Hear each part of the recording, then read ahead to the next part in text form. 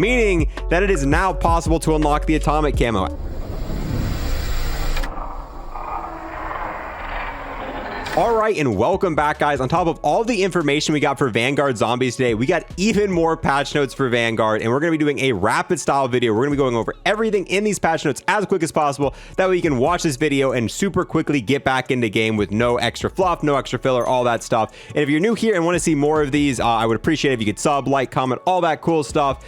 And there are some pretty interesting things in here. We have been waiting for a very long time, especially if you've been grinding for the atomic camo. So MP updates, stability, several sources of packet burst have been identified and resolved. That's huge. Packet burst is a big issue with this. Several sources of multiplayer crash errors have been identified and resolved. Series X players will no longer experience game crashes with CDN settings enabled. Players with keyboard and mouse will no longer result in controller needed message.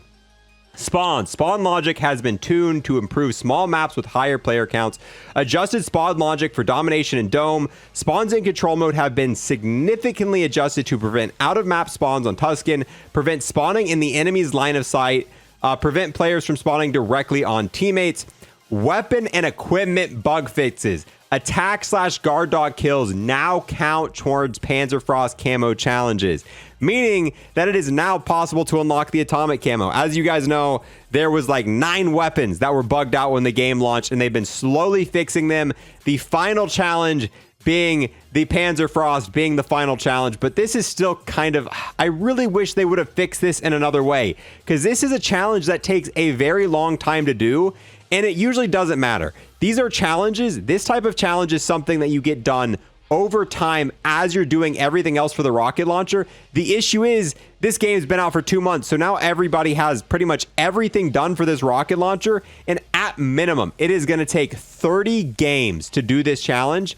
And this has to be 30 games where the enemies are calling in attack dogs, which I just played for about an hour, and I managed to get 1 out of 30. So this wouldn't have been a big deal if they would have fixed this right at launch, but the fact that they just fixed this and didn't alter the challenge at all, just kind of annoying. So everyone's got everything done for Atomic, missing this one challenge requirement, and now they're going to have to spend multiple days just trying to find people waiting for them to call an attack/guard dogs. Whereas if this was fixed at launch, people would have already had this done. But STG Reptilian Camo Challenge is now tracking bloodthirsty kills. This actually isn't true. I was trying this earlier, still not working. STG Predatory Camo Challenge is now tracking multi-kills. Once again, still not working for me. So they say they fixed the STG, but the STG still is not properly tracking camos, at least for me. Katana Unlock Challenge is now tracking properly. That's good. That's been bugged since the start of Season 1. You have not been able to unlock the Katana, which is a DLC weapon that they added. You can only do it in zombies. 3-line rifle can now be reloaded with the rifle scope equipped, addressing an issue that prevented the kill enemy while they have spy plane active 5 times challenge from tracking in the countermeasure challenges. That's awesome. That means there's another 100% calling card we can get now, our mastery calling card. It's super easy too. As soon as you log in, you're probably going to see this pop up a bunch because it's a super simple challenge. It's been bugged. Address an issue where care packages would land out of the reach when on Armageddon. Player selected camos will now appear during match intro sequence. Locked camos and attachments can no longer be swapped onto unlocked weapons. A bug resulting in a missing post-match flow has been fixed. A bug resulting in the Type 100 blueprint Thunderhead being invisible in the pre-match countdown has been fixed.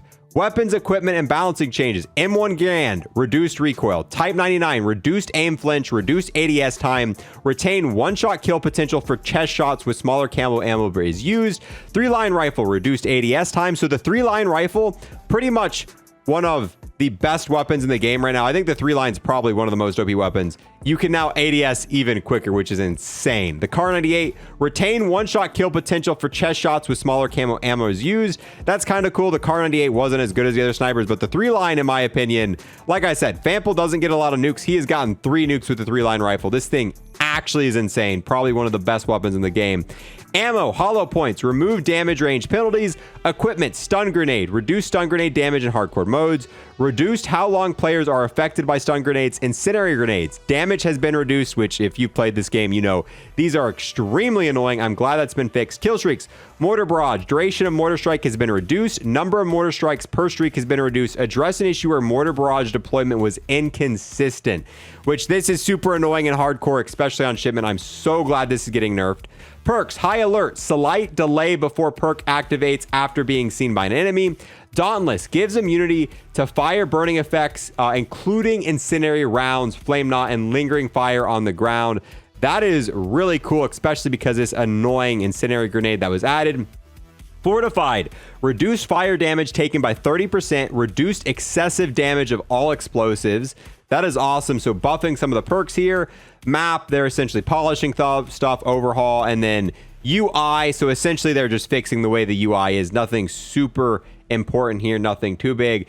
And then we have the zombies content update, which we already read through all of this in our last video. They're essentially adding a round-based map, and this is all the info on that. We're actually going to be covering this in depth tomorrow. My first video tomorrow, we're going to be talking about the round-based map in Vanguard, how you play it, is it fun, what's the benefits of doing it, and all that stuff. They're added a new location, which is how you activate the round-based stuff. New feature, the Tombs of Rituals, which I actually really like. We'll probably do an in-depth detail video on that. They've added tier upgrades for all of the different abilities in the game. Pack-a-Punch camos, once again, we'll probably do a review of the Pack-a-Punch camos tomorrow. They added the combat shield into zombies, which is pretty unique and fun. And weapon unlock challenges. You can now unlock the well gun in zombies, but trust me, it's easier to go ahead, do that in MP. And then they added support weapons as well. So that is everything in this rapid fire update. A lot of stuff here, but yeah, it's mainly MP stuff and it's somewhat interesting, but I'm more excited about the zombies content, and I'll be covering pretty much all that stuff hopefully in detail tomorrow, guys. With that, in this one here, thank you guys for watching, especially all the way in, and yeah, you guys have a great night. Peace. Oh, hey there. Thank you for watching the entire video. I've got to take this last moment here to give a huge thanks to everyone who became a Twitch sub or a YouTube member, and an extra special thanks to those who have taken above and beyond and became an Unlocked Plus member on YouTube. We've got the 2X Trader Purple. We've got the most OP Gobblegum ever, Round Robin. We have the hero Arrow Pharaoh, and then we've got the absolute legend Peyton Perkins. Once again, gotta get a huge thanks to all of them for becoming Unlocked Plus members here on YouTube.